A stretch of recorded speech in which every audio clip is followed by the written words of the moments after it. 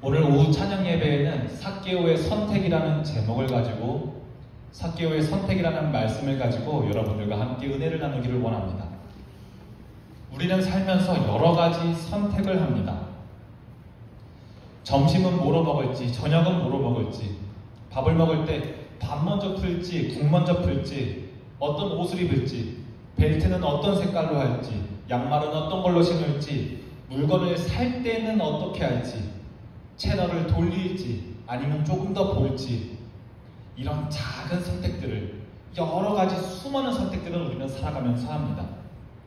그런데 이런 작은 선택들은 어떤 걸 선택하든 크게 문제가 되지는 않습니다. 가령 예를 들어 커피를 마실까 주스를 마실까 어떤 선택을 하든 크게 문제되지 않습니다. 쉽게 말하면 이거나 그거나 그게 그겁니다. 그런데 어떤 선택들은 나에게 큰 변화를 갖다 줍니다. 우리 고등학생 때, 지금은 안 그런 걸로 알고 있는데 고등학생 때 이과를 선택하냐 문과를 선택하냐 이 두 개의 차이로 이 학생의 미래가 크게 달라지는데, 이런 큰 선택들을 할 때에는, 나에게 큰 변화를 주는 선택을 할 때에는 우리는 신중하게 생각을 거듭하고 고민해서 선택합니다. 왜냐하면 이거나 그거나 그게 아니기 때문입니다. 오늘 성경 이야기 속에서도 중요한 선택을 하는 사람이 나옵니다. 그 사람의 이름은 삭개오입니다. 삭개오는 여리고라는 마을에 살았습니다.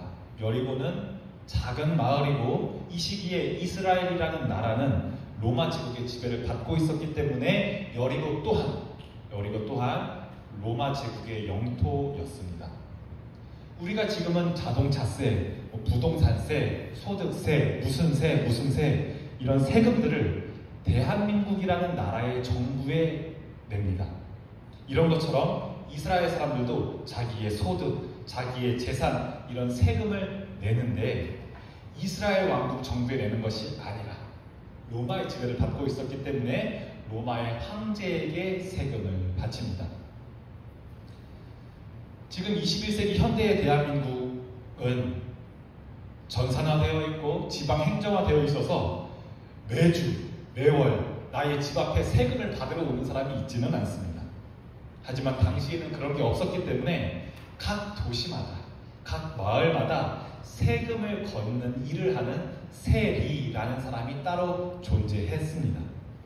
그리고 이 작은 여리고 마을에 세리들 중 세리장이 있는데 바로 이 삭개오의 직업이 세리장이었습니다. 우리 이름에 저마다 뜻이 있듯이 삭개오라는 이름에도 뜻이 있습니다. 삭개오라는 이름의 뜻은 청결한 사람, 의로운 사람, 율법 앞에서 잘못한 것이 없는 사람이라는 뜻입니다. 그런데 이름의 뜻과는 다르게 삭개오가 나쁜 사람이라는 말이 아닙니다. 삭개오는 전혀 청결할 수도, 전혀 의로울 수도 없는 구조 안에 놓인 사람입니다. 왜냐하면, 이유를 말씀드릴게요. 왜냐하면 세리가 소득을 얻는 방법은, 세리가 생계를 이어나가는 방법은, 그러니까 소위 밥 벌어먹는 방법은 세금을 걷는 일을 충실하게 맞춰서 세금을 로마 정부에 내고 로마 정부로부터 일정한 보수를 받는다거나 월급을 받는 게 아닙니다. 세리가 밥 벌어먹는 방법은 내가 원래 받아야 하는 세금보다 조금 더 받아서 로마 제국에게는 세금을 내고 그 좀 더 받은 그걸로 나의 생계를 꾸려나가는 겁니다. 그래서 구조적으로 삭개오는 10만 원의 세금을 내야 하는 사람에게 10만 원만 받으면 굶어 죽게 됩니다. 10만 원의 세금을 내야 하는 사람에게 당신의 세금이 10만 원입니다 하고 받게 되면 삭개오는 굶어 죽을 수밖에 없습니다. 그래서 이 세상에서 굶어 죽지 않고 살아가기 위해서는 10만 원이 아니라 15만 원을, 20만 원을 받아야만 소득을 얻을 수 있는 그런 구조 안에 살고 있습니다. 그러니 히브리인들 사이에서, 유대인들 사이에서는 세리라는 직장은 사실 직업으로 여겨지지가 않았습니다. 특히 추가로 받는 세금의 양이 정해져 있는 게 없고 세리 마음대로 할 수 있기 때문에 거의 대부분의 세리는 일반적인 히브리인들보다, 일반적인 백성들보다 훨씬 더 풍족하게, 훨씬 더 부유하게 살았는데요. 우리 동포들의 돈을 뜯어 로마 정부에 갖다 바치고 그걸로 호의호식하는 사람으로 여겨졌기 때문에 뭐랄까요? 우리가 일제시대 때 매국노? 이런 사람들처럼 세리는 여겨졌습니다. 속되게 말하면 동포들의 고혈을 빨아먹고 사는 사람입니다. 그러니 이 여리고라는 도시에서 세리를 좋아하는 사람은, 세리장을 좋아하는 사람은, 삭개오를 좋아하는 사람은 단 한 명도 없었습니다. 여러분 자신이 한번 삭개오라고 생각해 보십시오. 내가 살아가는 방식이, 나의 직업이 구조적으로 어쩔 수 없이 누군가에게 고통을 주어야지만 내가 소득을 얻는 삶이라면, 누군가에게 피해를 주어야지만, 누군가에게 눈물을 흘리게 만들어야지만 내가 살 수 있다면 여러분들은 어떠시겠습니까?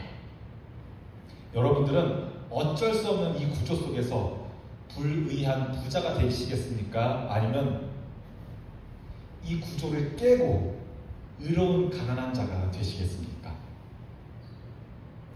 안타깝게도 삭개오의 지금까지의 선택은 불의한 부자였고, 같은 민족의 것을 뺏으면 뺏을수록 나는 더욱더 풍족해지는 삶을 살았습니다. 이스라엘의 백성들의 삶이 어려워질수록 삭개오의 삶은 평안이 찾아옵니다. 그런데 어느 날 이 여리고에 유명인사가 오게 됩니다. 랍비이긴 랍비인데, 선생이긴 선생인데, 지금까지 가르치던 것과는 조금 내용을 많이 다르게 알려주는 예수라는 선생이 오게 됩니다. 여리고가 난리가 납니다. 이때 벌써 누가복음 19장이면 예수님의 공생애가 충분히 이루어져서 이스라엘 지역에 많은 사람들이 예수라는 인물을 잘 알고 있었을 때였습니다. 예수님, 저희 집에도 오세요. 저희 집에도 기적을 일으켜주세요. 저에게도 여러 가지 지혜를 주세요. 저희 집 아이의 병을 고쳐주세요. 사람들이 이 여리고에 인파가 가득합니다. 이 조그만 마을에. 삭개오도 이 예수라는 선생이 참 궁금하기는 했는데요. 현실적으로 삭개오는 이 인파들 사이에서 예수를 만나기가 어려웠습니다. 첫 번째, 일단은 사람들이 너무 많았고요. 두 번째로 우리가 또 교회 학교에서 배우셨을 텐데, 삭개오는 덩치나 키가 큰 사람이 아니었습니다. 실제로 삭개오의 키가 작은 편이라고 성경에 나와 있기는 합니다. 제가 교회 학교에서 삭개오를 배울 때는 막 짜리몽땅한 삭개오의 모습을 많이 봐서 삭개오가 키가 엄청 많이 작았나 보구나 라고 생각했었거든요. 그런데 다시 한번 성경을 묵상해보니, 지금 와서 다시 성경을 잘 묵상해보니, 동포들에게 매국노 취급을 받는 삭개오가, 동포들에게 매국노 취급을 받으면서 주위로부터 따뜻한 시선을 받아본 적 없는 삭개오가 인파들 사이에서, 마을 주민들 사이에서 저도 좀 잠깐 봅시다, 저도 잠깐 비켜주세요, 이 말을 꺼낼 수 있었을까 하는 생각이 들더라고요. 여러분들 무리들 사이에서 미움을 받아보신 적이 있습니까? 그룹 사이에서, 단체 사이에서 눈초리를 받아보거나 미움을 받아본 경험이 있으십니까? 군중에게 미움을 받는 사람이 광장에서 자신의 모습을 드러내기는 여간 어려운 것이 아닙니다.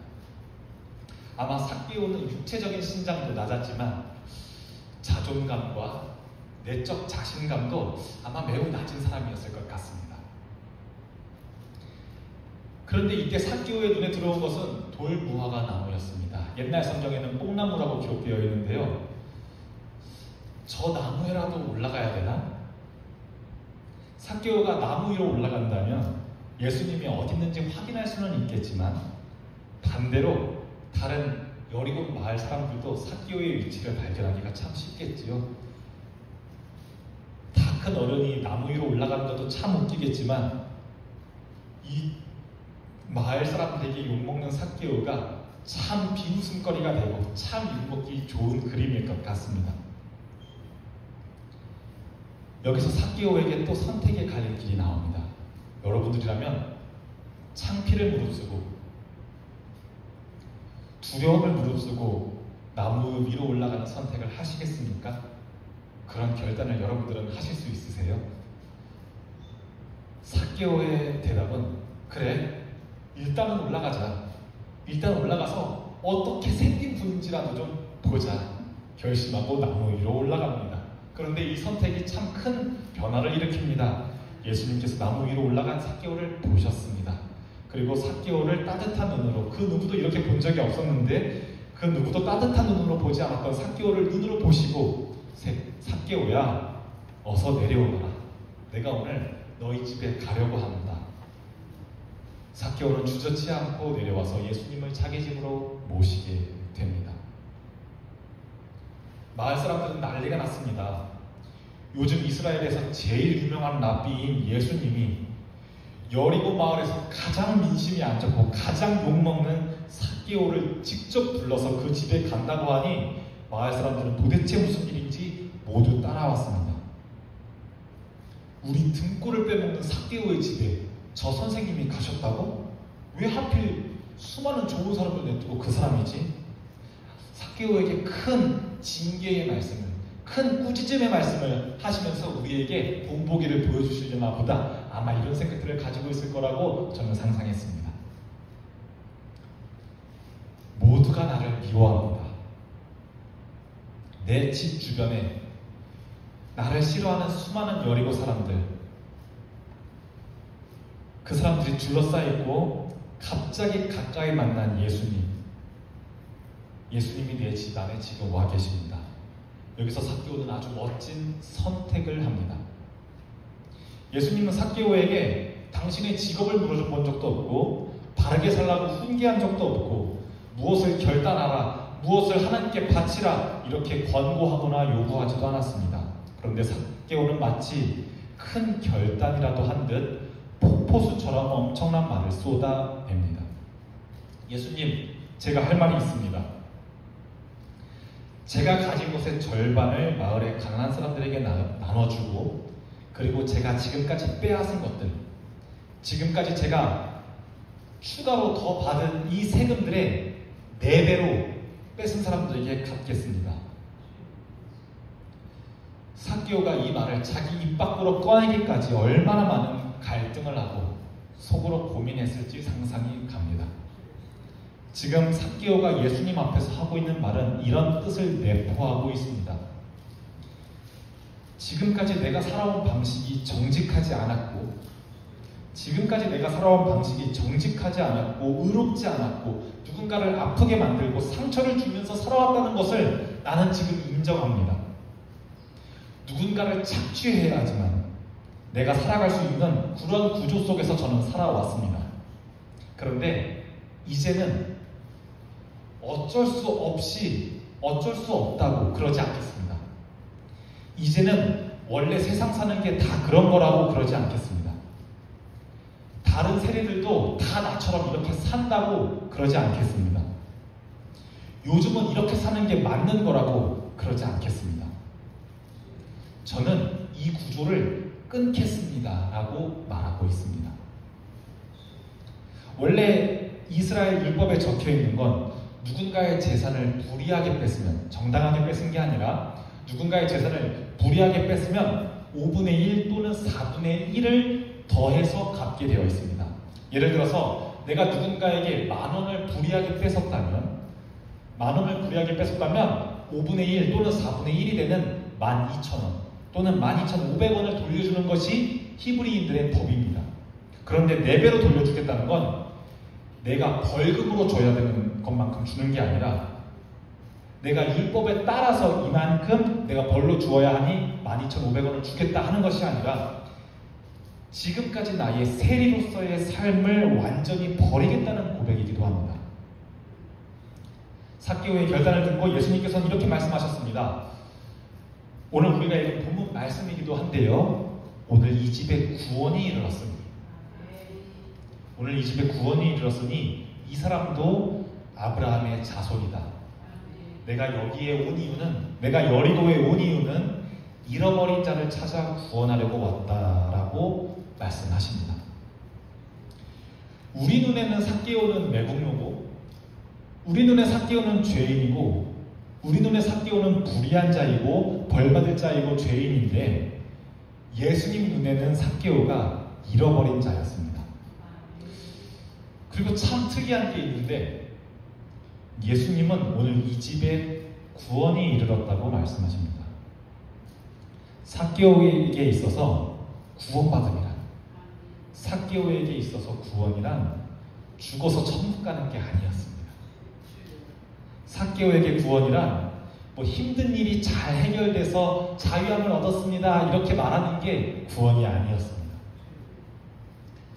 참 씁쓸한 면이기도 한데요, 한국교회 안에서는 예수님께서 십자가에 매달려 죽으시고 3일 만에 부활하셨다는 이 이야기를 아멘하고 믿는 게 곧 구원이라는 어떤 구원이 공식화되어서 믿어지는 경향이 있습니다. 그래서 막 아무나 불러 세워놓고 예수님을 믿으시죠? 하나님께서 세상을 창조하신 걸 믿으시죠? 예수님께서 우리의 죄를 위해서 죽으시고 부활하신 걸 믿으시죠? 아멘 하세요. 이렇게 해서 구원을 받게 하려고 우리는 하는 경향이 우리 한국교회 안에 사실은 오랫동안 자리 잡아와 있습니다. 근데 오늘 예수님께서 삭개오에게 말씀하시는 구원은 어떤 이야기를 믿었더니, 어떤 스토리를 믿었더니 구원이라는 것을 얻는, 천국을 가는 어떤 열차의 티켓을 내가 소유하게 되는 그런 게 아니었습니다. 도리어 예수님이 삭개오에게 이 집이 구원을 받았다라고 말씀하신 건 삭개오가 예수님을 만나고 삭개오가 예수님 앞에서 착취의 구조 안에 있는 자기 자신을 바라보고 예수님 앞에서 착취의 구조 속 안에 있는, 구조 안에 있는 자기 자신을 바라보고 더 이상 이렇게 살지 않겠다는 것을 다짐하고 불이하게 모은 재산들을 실제로 돌려주고 법적으로 갚아야 하는 양과 관계없이 돌려주겠다고 말할 때 예수님께서는 이 집에 구원이 임했다라고 말씀하십니다. 예수님께서는 내가 여러분들에게 나타난 이유는, 내가 여러분들에게 나온 이유는 잃어버린 사람을 찾기 위해서라고 말씀하십니다. 그리고 이 삭개오 이야기가, 삭개오 에피소드가 막을 내리게 됩니다. 제가 삭개오를 봤을 때는, 여러분들이 삭개오를 봤을 때는, 그리고 여리고 사람들이 삭개오를 봤을 때는 잘못한 사람이고 나쁜 사람이고 벌받을 만한 사람이지만 예수님께서 보실 때 삭개오에게 필요한 건 벌이 아니라 징계가 아니라 구원이었습니다. 여기서 우리는 예수님께서 우리에게 주시고자 하는 구원의 모습이 어떤 모습인지 보게 됩니다. 여기서 예수님께서 말씀하시는 구원이라 함은 자기의 잘못이 보여지고 자기의 죄가 보여지고 그 죄가 얼마나 무거운지, 그 죄가 얼마나 무거운지 깨달아지고 더 이상 그렇게 살고 싶지 않은 마음이 들게 하시고 그렇게 실천하게 되는 것이 구원이었습니다. 정말로 솔직하게 말하면, 정말로 주님 앞에서, 하나님 앞에서 진실되게 말하면 여기 있는 우리 모두가 삭개오입니다. 여기 있는 모두가, 저를 포함해서 이 자리에 있는 여러분들 모두가 잃어버린 사람입니다. 그리고 예수님은 그 잃어버린 사람을 찾으러 이곳에 오십니다. 오늘 우리는 삭개오가 어떤 선택을 했는지 누가복음을 통해서 보았습니다. 여러분들도, 잃어버린 자들인 우리들도, 삭개오인 우리들도 삭개오처럼 결단하는 축복이 있기를 주님의 이름으로 축복합니다. 함께 기도하겠습니다.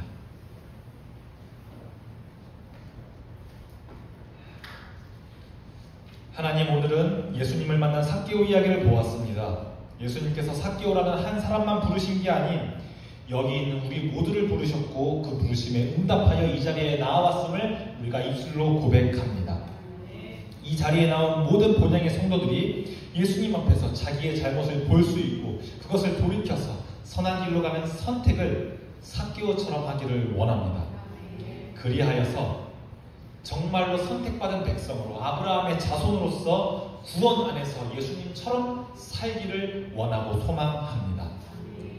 잃은 양인 나를, 잃은 백성인 나를 절대로 잊지 않고 찾아오시는 예수님의 이름으로 기도합니다. 아멘. 기도 소식은 주보를 참조해 주시면